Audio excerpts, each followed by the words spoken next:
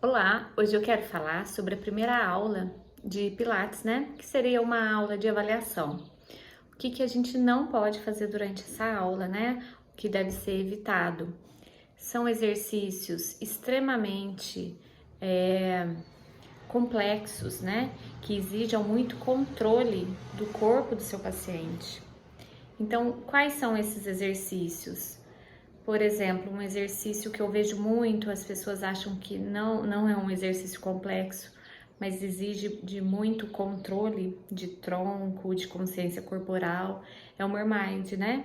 Que é uma inclinação lateral da coluna. E esse exercício, ele exige que a pessoa alongue a coluna. Então, às vezes, ela não tem suporte para isso, para crescer, né? Esse crescer que a gente tanto fala. Então, eu não indico esse exercício. Outro exercício que é complicado e exige um autocontrole são as extensões. Então, assim, as extensões que não exigem muito controle, né? Que você não jogue a força na lombar, ok, não tem problema. Mas já tem as extensões na chair, por exemplo, né? E ali exige muito controle, então a pessoa já sai sentindo a lombar e ela vai comprimir justamente a lombar.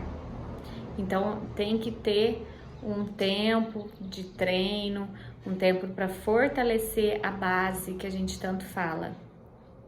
Os exercícios pendurados, a pessoa não tem nem controle das escápulas, então vai ficar com o ombro sobrecarregando outras articulações, o ombro não sustenta, né? Então as escápulas não tem esse controle de crescimento axial. São os exercícios que com certeza não são bons em dar na primeira aula.